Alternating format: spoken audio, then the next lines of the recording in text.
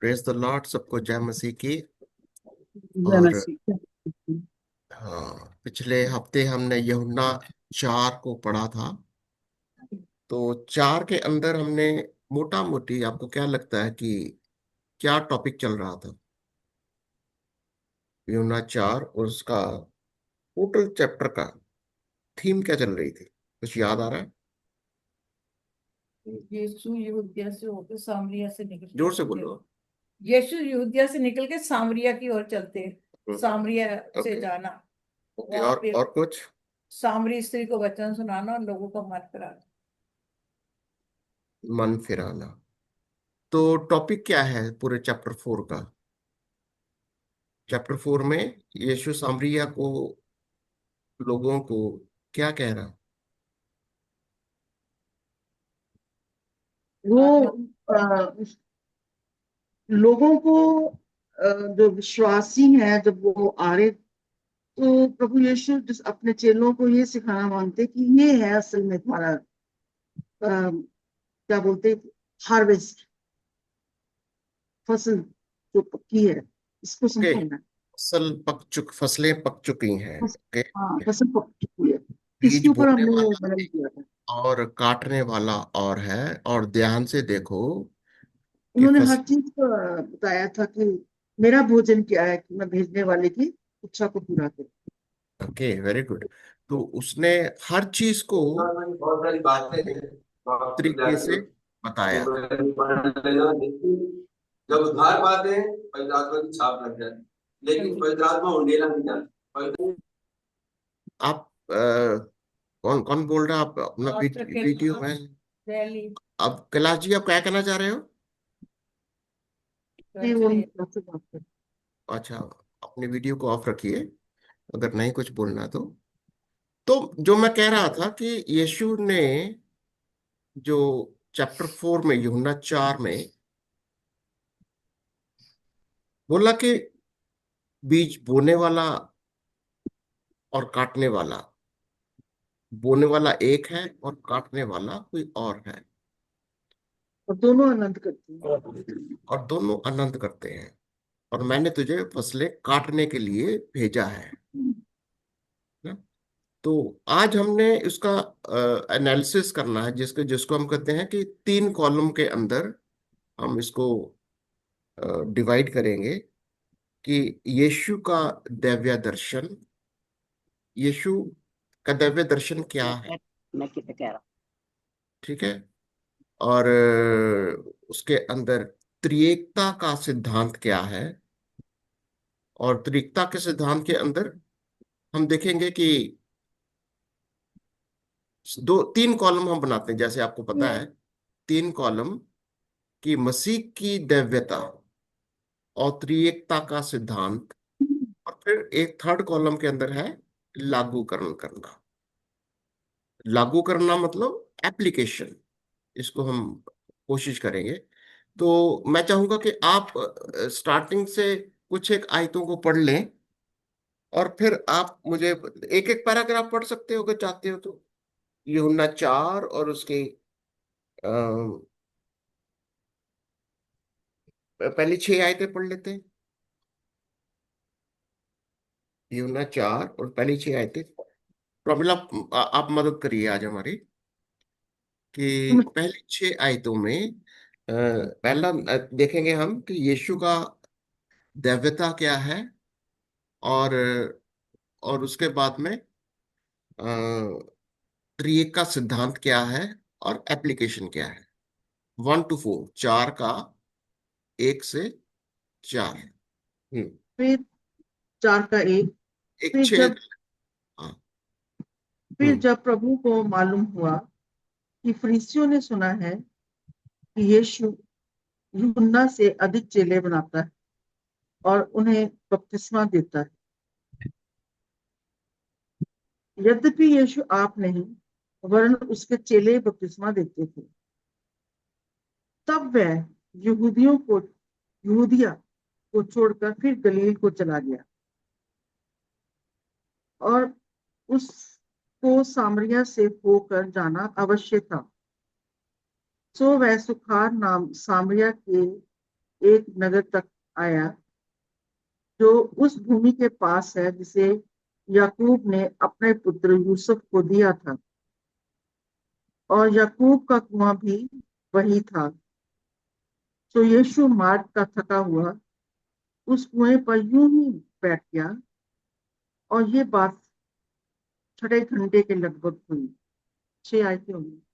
हाँ, पहले 6 आयतों के अंदर आप बताइए हमें, आप डिस्कस करेंगे कि यीशु का दैव्य दर्शन या कैसा कैसी दैव्य दैव्य उसका जो नेचर है। इज अ स्पिरिट मैन, वो परमेश्वर का पुत्र भी है। देखिए, दोनों चीज हमने अभी तक क्या सीखी है। वो दोनों परमेश्वर का पुत्र भी है, पिता लिख सकते हैं, पिता का पुत्र और मनुष्य का पुत्र भी है। मनुष्य का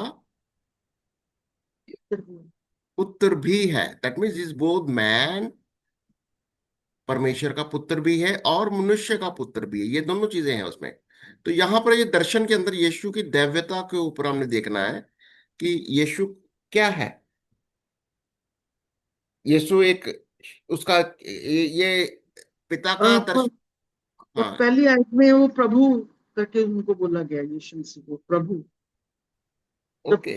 वो तो लिखने वाले ने लिखा ना, वो तो लिखने वाले ने लिखा। कि यीशु यूहन्ना से अधिक चेले बनाता और उन्हें बपतिस्मा देता है। ओके। पहले आयत में कह रहा है। ओके। हाँ। यद्यपि यीशु समय नहीं बनाता था। यद्यपि यीशु आप नहीं वन उसके चेले बपतिस्मा देते थे। दैव्यता देखो, दैव्यता उसका कोई दैव्य दर्शन दिखाई दे रहा है। ये सामरिया को जाना यीशु का। ओके। तब यहूदिया को छोड़कर फिर गलील को चला गया और उसको सामरिया से होकर जाना आवश्यक था। ये अवश्य यहाँ पर है, 4 आयत में ज्यादा क्या है? सामने जाना उसको अवश्य था, अवश्य। मतलब जो डाउन ट्रॉडन है, जो लोग छोड़े हुए हैं, लोगों जिसको कोई कदर नहीं करते, वहां पर उसने जाना अवश्य समझा। उसका दैव्य दर्शन क्या है? व्हाट इज हिज अन्वेषण। Divine nature? Save, we want to save all lives. उसको हाँ, ये जब कुएं के पास जाता है तो उसने याकूब के कुएं के पास जाकर बैठ गया, वहां पे यीशु ने अपना आश्चर्य कर्म किया। डिवाइन नेचर क्या है? डिवाइन नेचर आप देखो, यीशु का टॉपिक अन्वेषण का डिवाइन पुत्र नेचर है। क्या सब कुछ जानता है, सब कुछ जानता है। है? उसको पता है कि ये जो लोग हैं, ये जो लेडी है, मतलब इसके मन में कैसे उसमें काम होगा। सब कुछ जानना, जिसको क्या उसको बोलते होते हैं, ओमनिसेंट। अंतर्यामी। ओमनिसेंट जानता है, वो सब कुछ जानने वाला परमेश्वर है। और वो ये गांव को भी जानता था कि वो सबके सब लोग जो है इसकी सुनकर आएंगे, तो वो काम करना शरीर चाहता आप शरीर में भी है है। और आत्मा में भी है। बड़े बड़े ध्यान से सुनिए जरा। आप इंडक्टिव मेथड के अंदर कोशिश करो, इसको बोलते हैं ऑब्जर्वेशन। मैं इसलिए कह रहा हूं इसको क्योंकि ये मेथडोलॉजी है ये स्टडी करने की। इस मेथडोलॉजी के अंदर इसको इंडक्टिव बाइबल स्टडी का मेथडोलॉजी का पहला प्रिंसिपल ये है ऑब्जर्वेशन।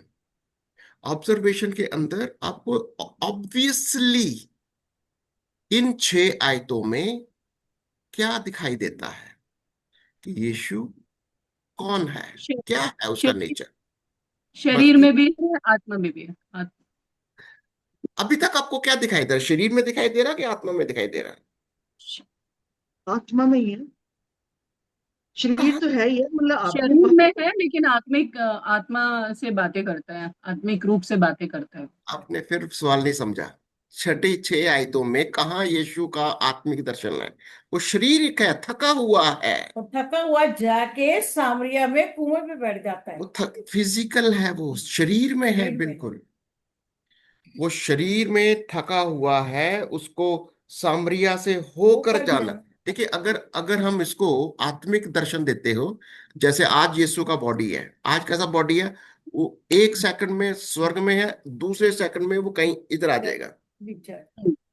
वो जो रिजरेक्टेड बॉडी है ना उसकी, उसका जो स्पिरिचुअल बॉडी है, उस बॉडी के अंदर वो कहीं भी पानी पर तो वह चल ही सकता है। वो पानी पर चल और वो आ, कहीं भी जा सकता है। दरवाजे बंद है तब भी आर पार वो स्पिरिचुअल बॉडी है उसकी, ग्लोरीफाइड बॉडी। क्या फिजिकल है यहाँ पर।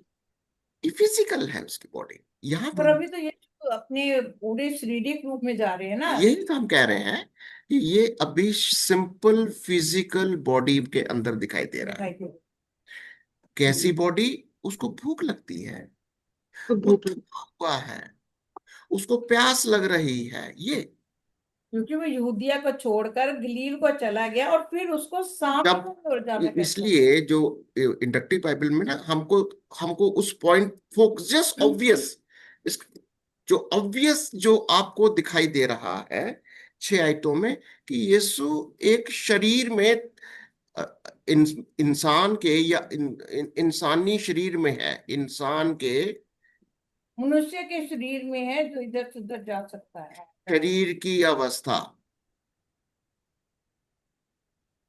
यानी वो थकावट भी उसको महसूस होती है। भूख भी है। थका हाँ? हुआ था, 6 आयत में लिखा हुआ, यीशु थकावट मार्ग है। का थका हुआ, हाँ, इस प्यास कुएं है। पर।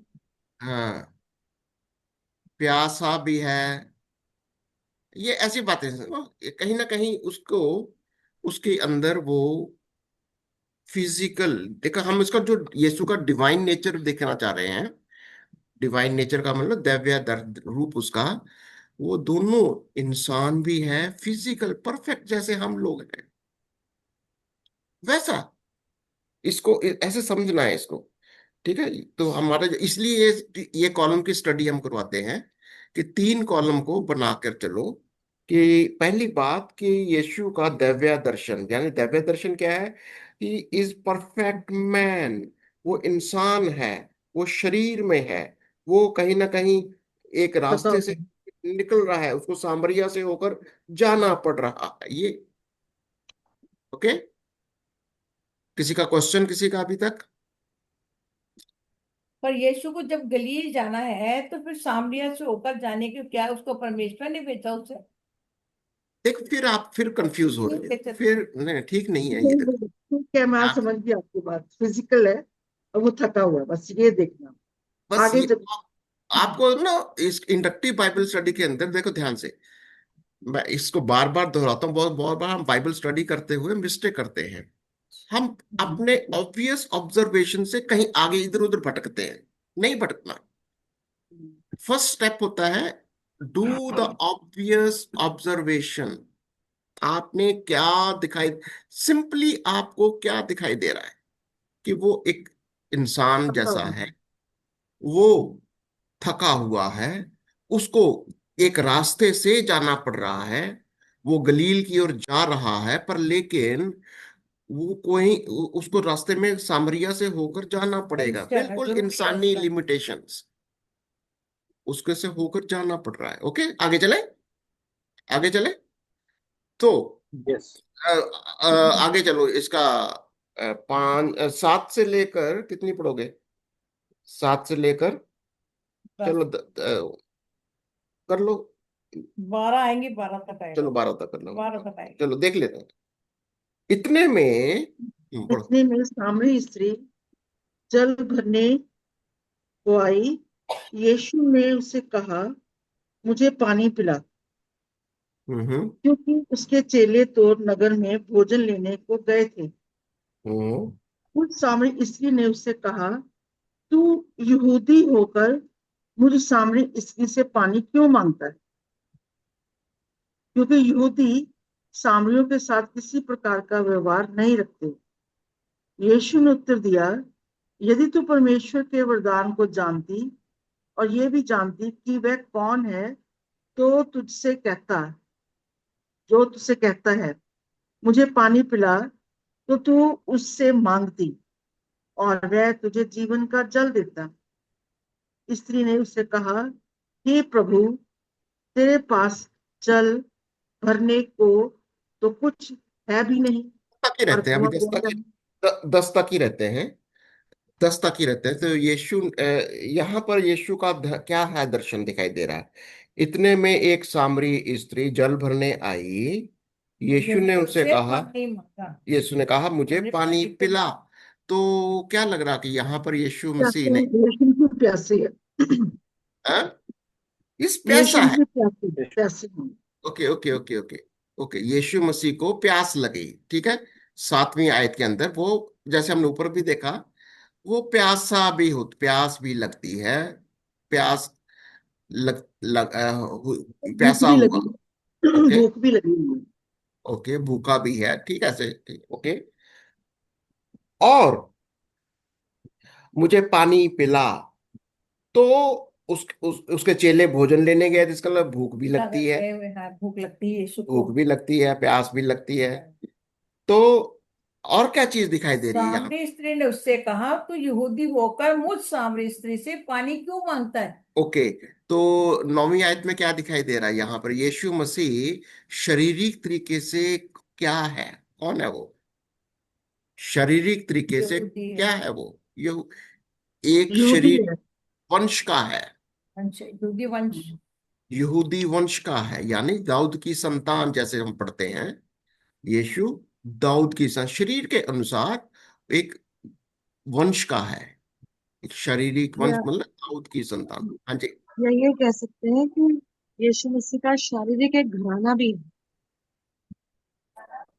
वो किसी शारीरिक, घराने से बिलोंग करता हाँ हाँ हाँ, है। यीशु बिल्कुल। मसीह शारीरिक तौर पे किसी घराने से बिलोंग भी करते हैं, ओके। यस। यहूदी ओके, घराने से। Very good. ओके ओके, वो अच्छा पॉइंट है। तो नहीं, अभी कोशिश करिए, मैं आपको फिर बोल रहा हूं कि आप ऑब्वियस ऑब्जर्वेशन तक रहो, आप इधर उधर मत जाओ। इमीडिएट ऑब्जर्वेशन का मतलब होता है जो ऑब्वियसली आपको यहां पर दिखाई दे रहा है। तो यहां पर 7 से लेकर 10 आय तक एक सिंपल सी बात दिखाई दे रही है कि यीशु एक यहूदी है। यीशु क्या है? एक यहूदी है, यहूदी किसी प्रकार का व्यवहार नहीं रखते सामने। ओके, सिंपल, यीशु यहूदी है। यीशु यहूदी है, था, या है, या था, जो भी कहो। यीशु यहूदी था, यानी शरीर के अनुसार वो कहीं ना कहीं वो शरीर, वो यहूदी वंश का, यहूदी परिवार का या समाज का, उस तरीके से है। देखिए, मैं कोशिश करूंगा कि हम ऑब्जर्वेशन को बड़ा सिंपल रखा करो। जितना सिंपल रखोगे,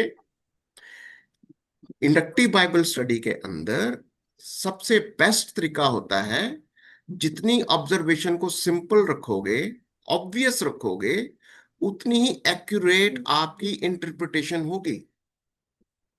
क्योंकि हम अगर प्रॉपर इंटरप्रिटेशन निकालनी है, तो हमारी ऑब्जर्वेशन बहुत सिंपल, और जो दिखाई दे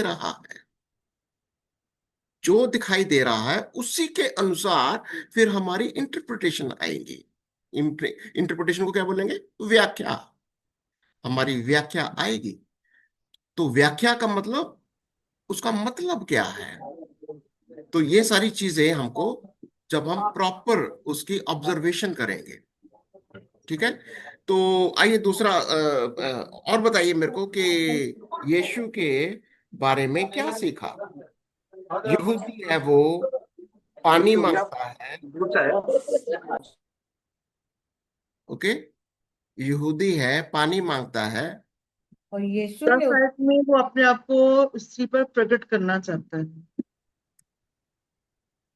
ओके, यीशु ने अगर तू उत्तर दिया। जानती कि वह कौन है तो तुझसे क्या कहता है, मुझे पानी पिला, तुझसे मांग। कौन है? वो अपने आप को प्रकट करना मांगते हैं, सामरी स्त्री। ओके, राइट, अगेन आप थोड़ा सा स्लिप हो रहा है इधर उधर। Observation, just obviously. नहीं, यहाँ लिखा यीशु हुआ है कौन परमेश्वर है। का वरदान, देखो, यीशु परमेश्वर का वरदान है, ये कह सकते हो। यीशु यीशु परमेश्वर का वरदान है। Is the gift of God. Simple. Hmm. आप बहुत ज्यादा उसके अंदर इंटरप्रिटेशन नहीं निकालनी, अभी सिर्फ ऑब्जर्वेशन करनी है। यीशु कौन है? वो परमेश्वर का वरदान है, ये लिख सकते हो। यीशु कौन है, ये लिख सकते हो।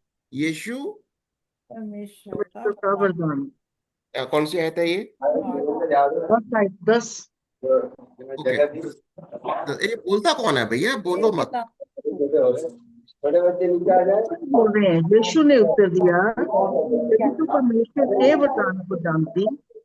ऐसे एक लिखा मिनट जरा, ये बोलता कौन है भाई बीच में? क्लास करके। कैलाश भाई, अब म्यूट हो जाओ। ये कौन है ये? बार बार बात करते हैं। ओके, अब बोलिए। हाँ, क्या बोल रहे हैं? यीशु परमेश्वर का वरदान। वरदान है। ओके, और यीशु से कह रहे, यदि मुझे पानी पिला तो उससे पहले मांगती। तो लिख लो, पहले लिख लो यहाँ पर। पहले लिख, यीशु परमेश्वर का, वरदान है।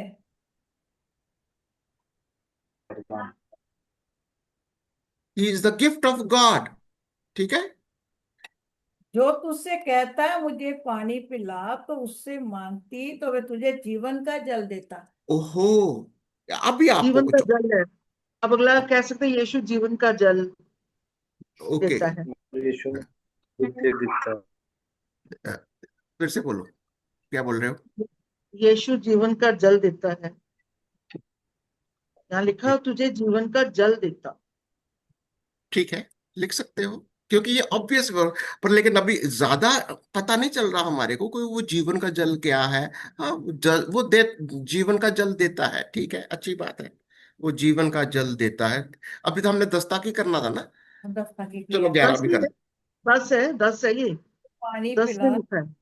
यीशु ने उत्तर दिया, यदि तू परमेश्वर का वरदान जानती और ये भी जानती कि वह कौन है जो तुझसे कहता है मुझे कहता है कि पानी मुझे पिला पानी पिला। तो तू उससे मांगती और वे तुझे जीवन का जल देता। ओके, ये कह सकते हो, यीशु जीवन का जल, देता है। जीवन का जल देता है। देता है। ठीक है। अच्छा, इन आयतों से, 10 आयतों से आपको पिता का अ, तीन चीजें, त्रिएकता का संदेश आ रहा है कोई? इज देयर एनीथिंग लाइक पिता, या कोई और बात आ रही है यहाँ पर? पिता पुत्र का आराधना में जैसे यीशु मसीह बता रहे हैं, अपने बारे में बात कर रहे हैं कि तू परमेश्वर यानी पिता के वरदान हाँ, को जान। 10वीं आयत में, वो 10वीं आयत के अंदर है, यदि तू जानती, यदि तू परमेश्वर के वरदान को जानती। तो यहाँ पर पिता का, पुत्र, पिता पिता, का पुत्र। हाँ, पिता का या परमेश्वर का वरदान। तो यहाँ पर पिता, पिता पुत्र का कंसेप्ट आ रहा है। देखो, हमेशा ये याद रखना, जब हम ट्रिनिटी पढ़ते हैं, इसका मतलब ये सिद्धांत है, ये कंसेप्ट, अंग्रेजी में अगर सुन लिखना, this is the concept of Trinity. ये जो हम डिस्कशन कर रहे हैं, ये त्रिएकता का सिद्धांत है, ये समझना है।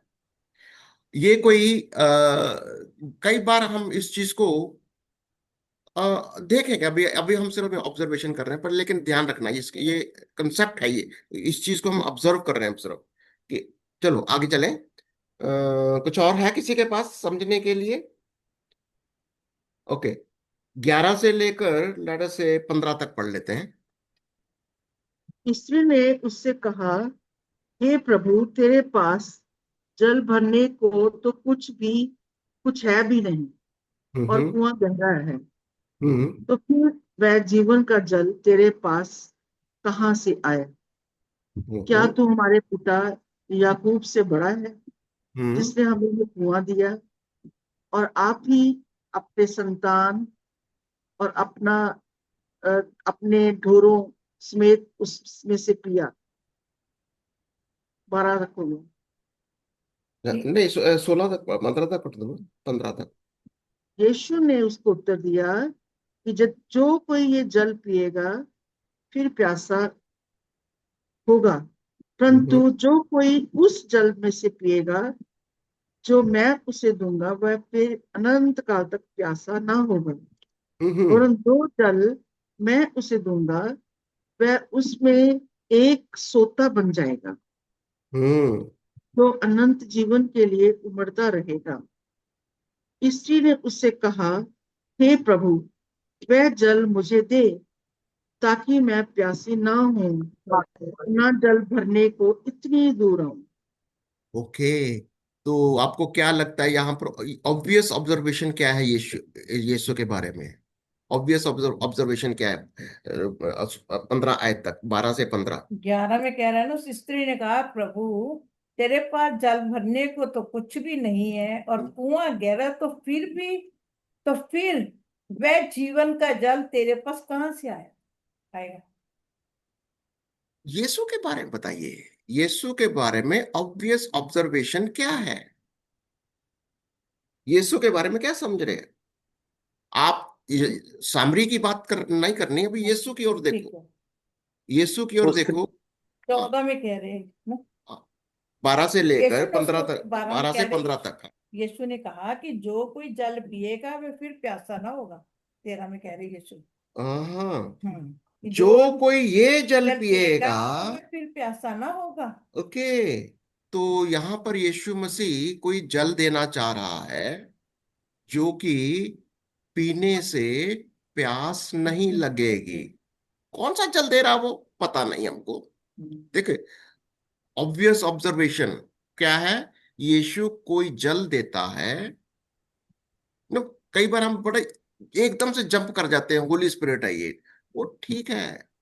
अभी ऑब्जर्वेशन में रहो, सिंपल जो कह रहा है बस उसको देखो, एकदम से कंक्लूड ना करो। यीशु कह रहा है मैं तुम्हें वो जल दूंगा कि वे फिर प्यासा तो फिर प्यासे नहीं होगा, परंतु जो कोई उस जल से पिएगा जो मैं उसे दूंगा वो वह फिर। अनंत काल तक प्यासा ना होगा। ओके, तो यीशु के बारे में एक तो फिजिकल फॉर्म में है, दूसरा उसका क्या है, उसका डिवाइन नेचर क्या है? 12 से लेकर 15 तक, 12 से 15 कैसा नेचर है उसका? वो क्या एक है वो? जल देना चाहता है, जीवन देना चाहता जीवन का जल देता है, ऑलरेडी वैसे हमने कर लिया था इसका। जीवन का अनंत जल देता तक है। प्यासा ना रहेगा, अनंत ओके, काल तक। 14 में ओके, अनंत काल के लिए प्यासा। प्यास को मिटाता है। अनंत काल के, अनंत काल तक, अनंत काल की प्यास बुझाता है। है। और एक अनंत काल तक, है? अनंत काल तक प्यासा ना हो। हाँ, अनंत काल की प्यास बुझाता है, ऐसे मैंने लिखा, ठीक नहीं है? हाँ, फिर कह रहे मैं जो जल देता हूँ उसमें से एक सोता बन जाए। अनंत काल की प्यास तक एक टाइम है, ड्यूरेशन है, तक प्यासा ना हो। आप फिर इंटरप्रिटेशन बहुत आगे तक निकल गए हो। ऑब्जर्वेशन यही लिखा हुआ है, मैं खुद नहीं करी। क्या कह कहा, अनंत, क्या कहना चाह रहे हैं?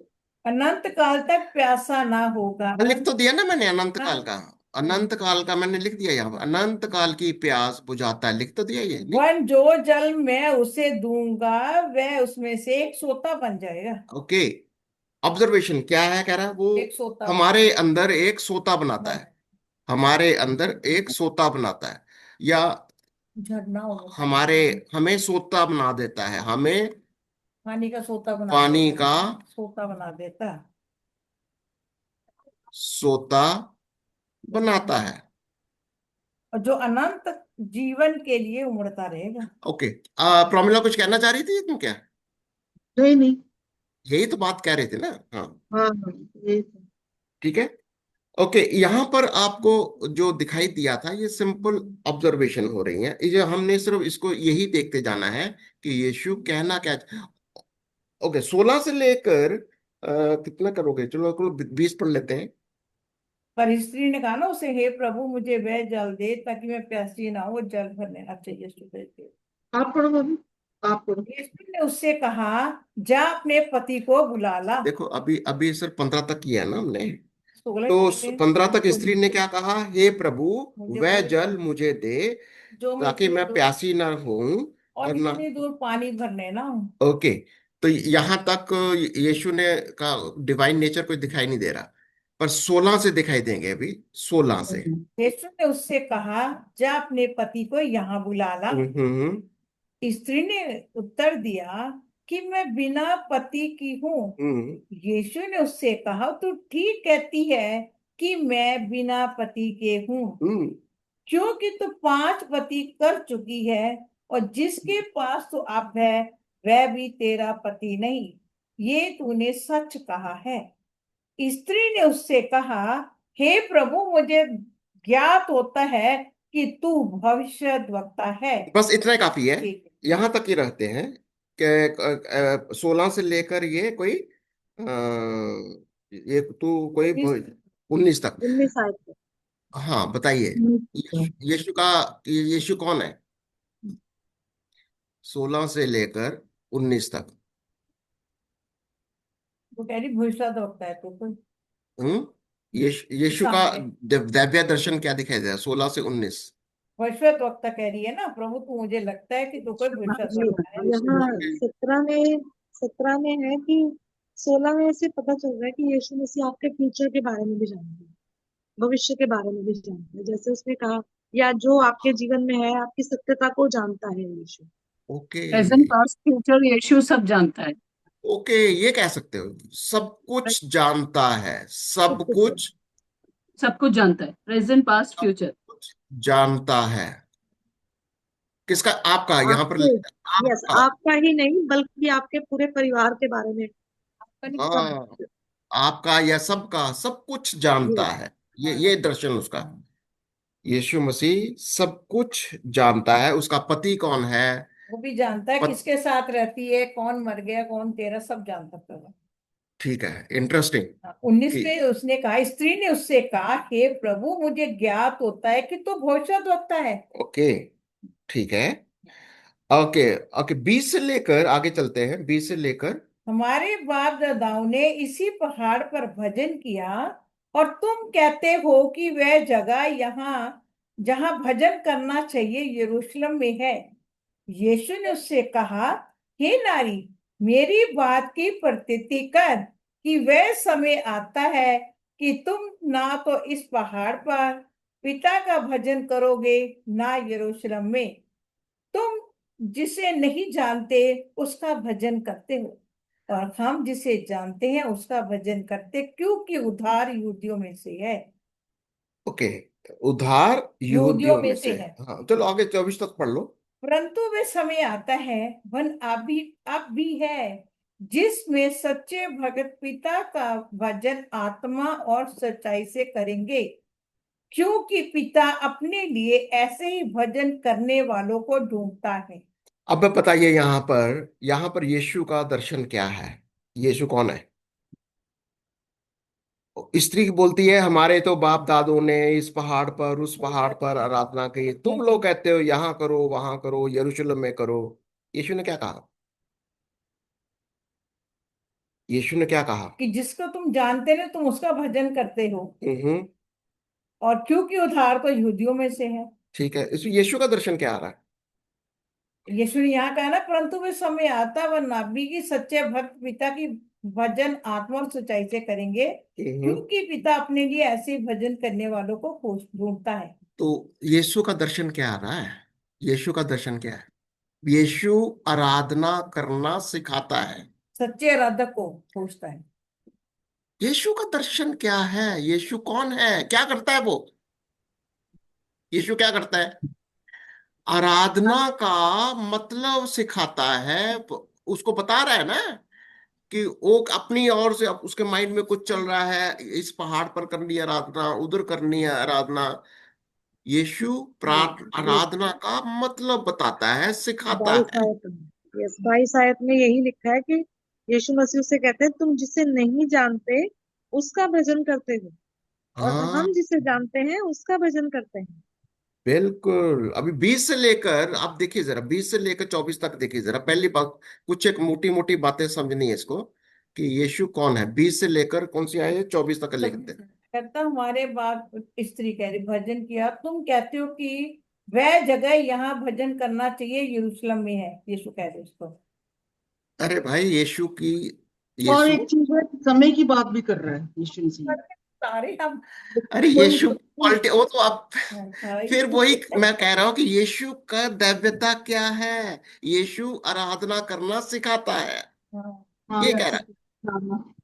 आत्मा। यीशु, आप देख, यीशु आराधना आराधना, करना सिखाता आप यीशु आराधना करनी लाइक सिखाता है, और साथ साथ वो ये बताता है कि जो सच्चे भक्त है वो पिता की आराधना, यानी आराधना का पैटर्न किसी पहाड़ की नहीं, किसी जगह की नहीं, पिता की आराधना करनी है। जैसे कि 23 में लिखा है, वह हम्म समय आता है वरन अब भी है, जिसमें हम्म सच्चे भक्त पिता का भजन आत्मा से सच्चाई से करें, क्योंकि ये पिता अपने लिए ऐसे आराधकों को ढूंढता है। तो वो उन्हें एक आराधना का पैटर्न बता रहे हैं। बिल्कुल। यहाँ पर यीशु के एक देखो, कुछ एक लाइनों में हम ऑब्जर्वेशन में क्या आ रहा है कि यीशु आराधना का मतलब सिखाता है। यीशु आराधना कैसे करनी है, किधर करनी है, किसकी करनी है, ये सारे सवाल आएंगे इसके अंदर। ऑब्जर्वेशन में क्या आ रहा है? यीशु आराधना करनी सिखा वो रहा जो जिस किसकी आराधना करनी उसके बारे में भी तो सिखा रहा है। है। आराधना का बेसिक सच्चे सिखा रहा है सच्चे किसकी आराधना। कि सच्चे भगत। आराधना कैसी करनी है, आराधना किसकी करनी है। ठीक है ना? 26 तक भी पढ़ लो। अरे 26 24 25।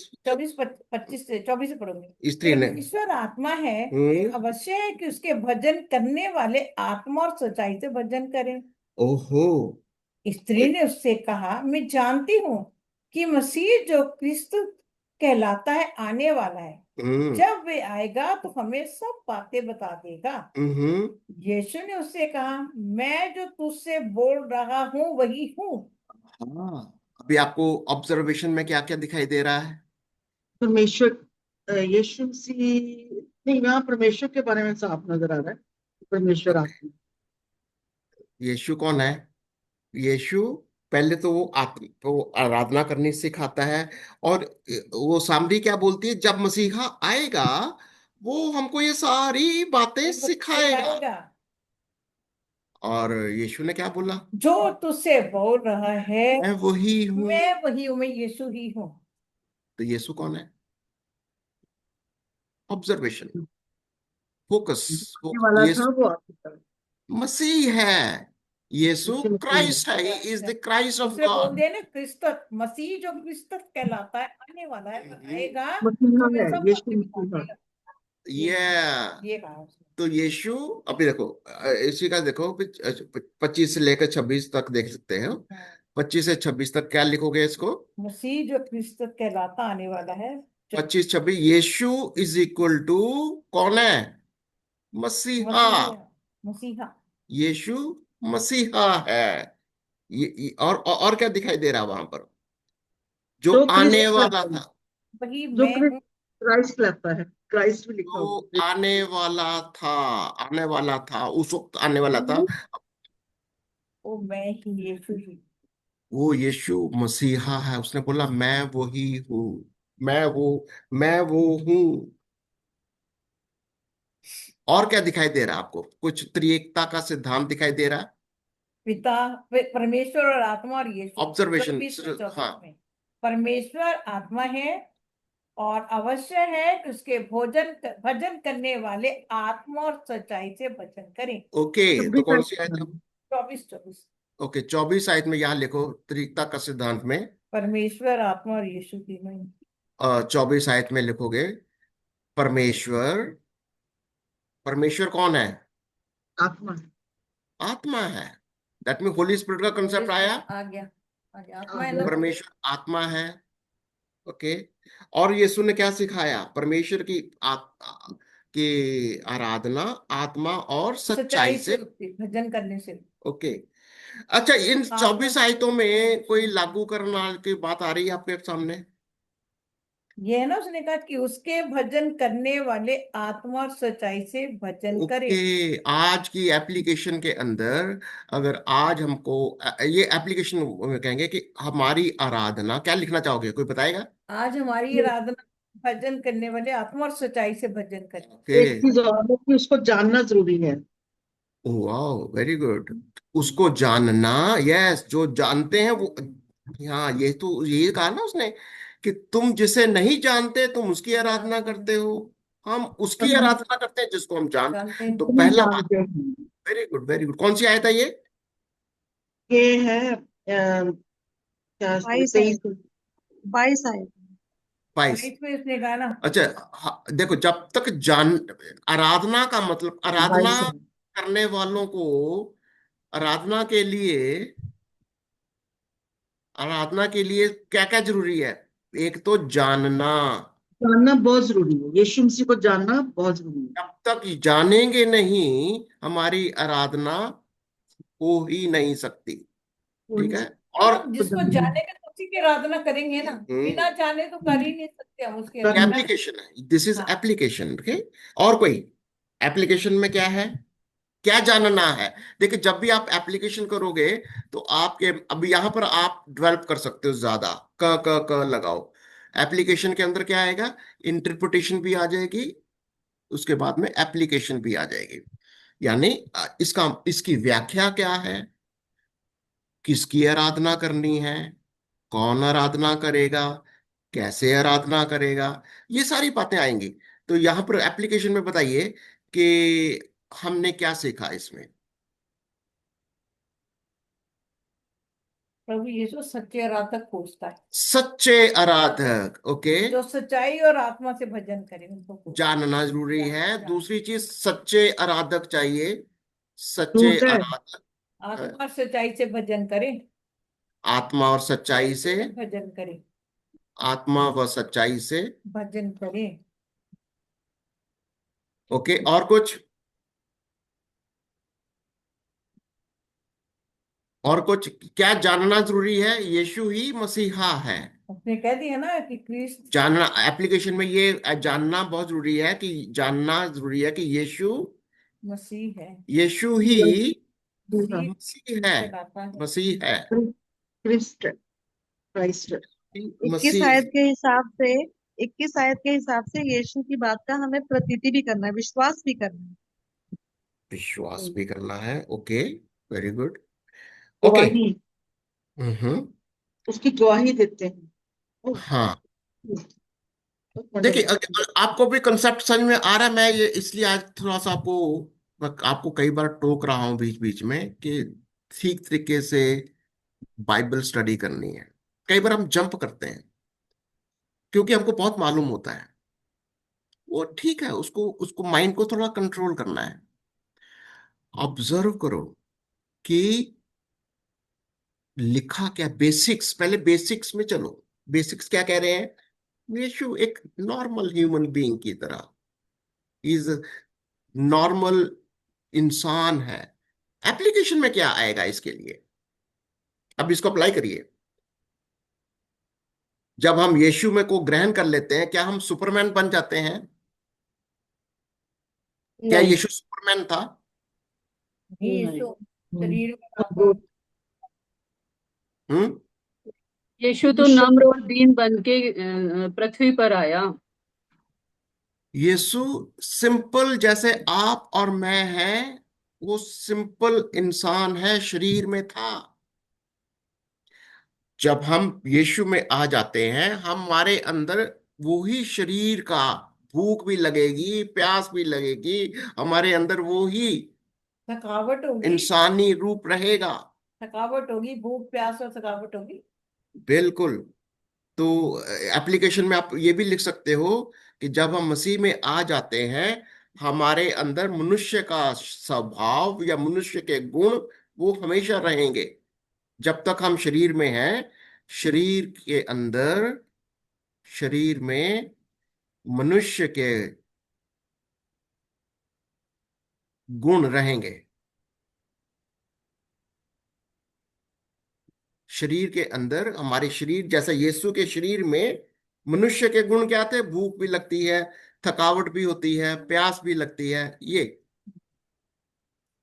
ओके, 26। 26 हो गया ना? हाँ, यीशु ने कहा ना कि 27 से पढ़ो, 27 से लेकर पढ़ो जो 33 तक कर दो। फिर उसके चेले आ गए और अचंभा करने लगे कि वह स्त्री से बातें कर रहा है। हम्म, तो भी किसी ने ना कहा कि तू क्या चाहता है या किस लिए उससे बातें करता है। तब स्त्री अपना घड़ा छोड़कर नगर में चली गई और लोगों से कहने लगी, आओ एक मनुष्य को देखो जिसने सब कुछ जो मैंने किया मुझे बता दिया है। क्या यह तो मसीहा नहीं है? बस यहां तक ही ठीक है। कहीं ये तो मसीहा नहीं है? क्या समझ में आया? यीशु कौन है? यीशु का मतलब देखो, दैव्य। यहाँ ये औरत बात भी कर रही है और यीशु मसीह ने कहा भी है कि मैं हम्म, वही हूँ। हम्म, तब भी उसमें सस्पेंस है, कहती कि क्या ये मसीह तो नहीं। मतलब हम्म, जानकारी उनको दे रही है अपने लोगों को जाके, आओ देखें क्या ये सचमुच में मसीह है कि नहीं।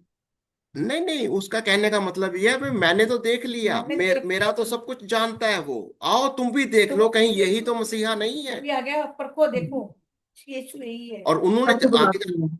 देखो, जब वो आगे जाके पढ़ते हैं तो वो लोग आते हैं, कहते हमने तुम्हारे से नहीं सुना, हमने भी देख लिया। देख लिया, जब आगे जाके पढ़ते हैं ना इसको, आएगा आगे तो से। वो कहते हैं कि अब हमने खुद देख लिया, ये तो हमने अपने आप देख लिया, तुम्हारी जरूरत नहीं, तुम्हारी गवाहियों की जरूरत नहीं है, वो आगे देखेंगे हम। तो यानी उसका मतलब कि उसने, सामरी ने समझ लिया था कि यीशु ही मसीहा है, और इसीलिए जाके गवाही भी दी। घड़ा छोड़ के तभी तो भागी वह नगर को। ओके, वो आगे बढ़ गए हम लोग। नगर से निकलकर उसके पास आने लगे, इतने में उसके चेले यीशु से ये विनती करने लगे कि हे रबी कुछ खा ले। परंतु उसने उनसे कहा, मेरे पास खाने के लिए ऐसा भोजन है जिसे तुम नहीं जानते। तब चेलों ने आपस में कहा, क्या कोई इसके लिए कुछ खाने को लाया है? यीशु ने उनसे कहा, मेरा भोजन ये है कि अपने भेजने वाले की इच्छा अनुसार चलूं और उसका काम पूरा करूं। क्या तुम नहीं जानते? क्या तुम नहीं कहते कि कटनी होने में अब भी 4 महीने पड़े हैं? देखो मैं तुमसे कहता हूं, अपनी आंखें उठाकर खेतों पर दृष्टि डालो कि वे कटनी के लिए पक चुके हैं, और काटने वाला मजदूरी पाता है, और अनंत जीवन उसके लिए फल बटोरता है, ताकि बोने वाला और काटने वाला दोनों मिलकर आनंद करे। अरे अब बताइए, यीशु के बारे में उसका दर्शन क्या आ रहा है? यीशु कौन है? शरीर में है, बातें कौन सी कर रहा है? स्वर्ग की बातें कर, पिता की बातें। शरीर में है, 27 से 29 में यीशु शरीर में है, और बातें क्या कर रहा है? आत्मिक बातें करनी, हैं? स्वर्गिक बातें, आत्मिक बातें, आगे का दर्शन। हाँ, तो वो यहाँ पर कौन सी आयत देख रहे हो अभी? 32 में ना, मेरे पास खाने के लिए भोजन जिससे तुम कहीं ये मसीह तो नहीं है, तो यीशु के शरीर में, यीशु शरीर में मसीहा है। यीशु शरीर के अंदर, शरीर की अवस्था में मसीहा है, मसीह है, यानी परमेश्वर का पुत्र है। पुत्र। यानी यीशु मसीह शरीर में है, और लोगों को समझ में भी आ रहा है कि कहीं उसको डाउट हो रहा है, या मतलब ये समझ भी गई है सामरी स्त्री कि ये आकर देखो, कहीं यही तो मसीहा नहीं है। अब क्या हो रहा है? सो वे नगर से निकलकर उसके पास आने लगे, हम्म। इतने में ये उसके मनुष्य का पुत्र है ना, फिर जब वो नजर आ रहा है कहीं यही तो, हाँ, यहाँ यस, मनुष्य का पुत्र है। बिल्कुल बिल्कुल। देखो, इसीलिए हमेशा याद रखना है कि यीशु शरीर में है, मतलब मनुष्य का पुत्र है, या इज इक्वल टू मनुष्य का, पुत्र। मनुष्य का पुत्र है। ओके। और यीशु के बारे में क्या सीखा? इतने में चेले कहते, कुछ खा ले, खाना कह रहे। वो हमने देख लिया कि यीशु को भूख प्यास भी लगती है, खाने के लिए गए वो, और क्या? यीशु ने कहा, मेरा भोजन अपने भेजने वाले की इच्छा का अनुसार चलूं और उसका काम पूरा करूं। ओके। अभी 34 आयत में थोड़ी सी आपको, आपका दर्शन कैसा दिखाई दे रहा, ऑब्जर्वेशन, इस शरीर के अंदर यीशु मसीह कौन सी बात कर रहा है? फिजिकल शरीर के अंदर उसको कुछ और भूख लग रही है। स्वर्गीय बातें बता रहा है ना उनको यीशु। मेरा भोजन, मेरे भेजने वाले की इच्छा के अनुसार चलो और उसका काम आत्मा की भूख है ना ये तो, मेरा आत्मा की भूख। भोजन ये नहीं है। देखो, वो लोग क्या लेकर आए? भोजन लेकर आए, लेके खा। ठीक है। वो चेले क्या लेकर आए? खाना बाजार से लेकर आए। यीशु क्या बोल रहा है? मेरा भोजन ये वाला नहीं है, मैं अपने पिता की इच्छा के अनुसार चलो उसका काम करो। मेरा भोजन मेरे पिता की मर्जी को पूरा करना है। यीशु का दर्शन क्या है? शरीर के अंदर होते हुए क्या हम परमेश्वर की बातें, परमेश्वर के वचन की भूख, परमेश्वर की आज्ञा का पालन कर सकते हैं? किया उसने? किया ना, जैसे यीशु ने किया वैसे हमें भी करना, पूरा काम। वो एप्लीकेशन में जाएंगे। अच्छा, अभी जीसस का दर्शन क्या है? यीशु का दर्शन क्या है? पिता की इच्छा को पूरा करना। पिता की शरीर इच्छा को के, पूरा करनी। हाँ, शारीरिक अवस्था में वो पिता की आज्ञा का पालन करता है। क्या दिखाई दे रहा है? शरीर की अवस्था में, शरीर में पिता का, पिता का क्या करता है? आज्ञा का पालन करता है। भेजने वाले की इच्छा का हाँ, ये अनुसार चलता है। चलो, वेरी गुड। चलता यीशु है वो। शरीर में पिता की आज्ञा का, पालन करता है पिता का आज्ञा का, की आज्ञा का पालन और करता है। पिता का काम पूरा करूं कह रहा है। ओके, और यही उसका, यही, हम्म, यीशु ने उनसे कहा, मेरा भोजन ये है कि अपने भेजने वाले की इच्छा के अनुसार चलो। चलो, आज्ञा। चलना तो ओके, दूसरा कहते हैं आज्ञाकारी है वो, और शरीर में आज्ञाकारी है, उसका काम पूरा करना था। काम पूरा करना सारा, आज्ञाकारी है, वेरी गुड। और कुछ? पिता का काम पूरा करना, करो उसको काम पूरा करो। ओके, साथ साथ में ये त्रिएकता का भी सिद्धांत निकालते चलो। त्रिएकता का सिद्धांत भी आ रहा आपको? हाँ, इसमें है, 34 में है। हाँ हाँ, जो पिता, पुत्र जो है पिता की आज्ञा को पूरा करना चाहता ओहो, 34 है, 34 है। ओके, हाँ, 34 में पुत्र पिता पिता की इच्छा के आज्ञा अनुसार चलना चाहता है। पर पुत्र पिता चलता है, चलता है पुत्र पिता की आज्ञा पर चलता है। Okay, very good. और कुछ? उसका काम और पूरा उसका कर, काम पूरा पिता का करना। काम पूरा करता है वो। और पुत्र को किसने भेजा? पिता ने भेजा ना, भेजा, पुत्र को पिता ने। पिता ने भेजा। पिता ने भेजा। तो त्रिकता का सिद्धांत दिखाई दे रहा है, पिता और पुत्र का सिद्धांत आ रहा है। पिता पुत्र ठीक है, पिता। अभी तक हमने पवित्र आत्मा को भी देख लिया, पिता को भी देख लिया। ठीक है, सिद्धांत दिखाई दे रहा है। एप्लीकेशन, एप्लीकेशन साथ साथ में करते चलते हैं। एप्लीकेशन बताइए यहां पर, इस शरीर के अंदर क्या हम स्पिरिचुअल बातें कर सकते हैं? कर सकते हैं। जब यीशु अंदर है हमारे, तो पवित्र आत्मा भी हमारे अंदर है, तो हम काम पूरा कर सकते हैं ना उसके। हम्म, पुत्र पवित्र आत्मा तीनों ही है हमारे पवित्र साथ। आत्मा जो हमें दिया है ना, वही हमारे से काम करो। ओके, तो वो शरीर हमें के, हम शरीर के, हम अपने शरीर में, हम अपने शरीर में क्या पिता की मर्जी को पूरा कर सकते यस, हैं? पिता की मर्जी को कर पूरा सकते हैं। करते हैं, आत्मा की मर्जी को पूरा करते हैं, दोनों ही पिता की मर्जी को पूरा कर, करना है। ओके, पूरा देखिए ये करना है। अपनी अपनी भाषा के अंदर, जैसे ही आपको सरल भाषा में अपने नोट्स, नोट्स बनाओ, अपनी बाइबल में लिखो, कहीं से भी लिखो, ये एप्लीकेशंस हैं कि कहीं ना कहीं हम आज का लागूकरण, कई बार हम लोग कह, बहुत सारे कह देते हैं, अरे शरीर के अंदर है हम संसारिक हैं। क्या क्या यीशु मसीह शरीर में नहीं था? क्या हम एक्सक्यूज दे सकते हैं क्योंकि मैं शरीर में हूं इसलिए मैं आत्मिक नहीं हो सकता? Is it Yeshu possible? ने भी शरीर में रहकर पिता की इच्छा को पूरा किया, पूरा किया। तो हम भी कर सकते हैं। हम्म, करना है, लेकिन करना है किस पॉसिबल, जीसस ने यही तो बताया, शरीर में होकर भी हम कर सकते हैं। या तो यहां पर आकर हम क्या शिक्षा निकालते हैं? अब आज थोड़ा सा यहीं पर कंक्लूड करेंगे। क्या शिक्षा निकली? पुत्र शिक्षा क्या निकला? पिता पुत्र की इच्छा को भगवान पूरा के शरीर में रहकर पिता की इच्छा को पूरा करना है। जैसे पिता हम्म, को, यीशु ने पुत्र पिता को की इच्छा जानना को है। पूरा किया, हमें भी पिता की आप इच्छा को पूरा करना है। ओके, तो जैसा यीशु शरीर के अंदर पिता की सारी आज्ञा का पालन कर रहा है, पिता की मर्जी को पूरा कर रहा है, हम भी इस शरीर में परमेश्वर की आज्ञा का पालन कर सकते हैं। क्योंकि यीशु तो एक हमके लिए मार्ग है, वो एक आदर्श है रास्ता, हमारा, आदर्श है वो, उसी आदर्श है। आदर्श के अंदर हमें चलना है। ओके, तो अब चलना टाइम, सकते हैं। अच्छा आपको क्या लग रहा है कि ये सिस्टमेटिक स्टडी आपको अच्छी लगती है इस तरीके से?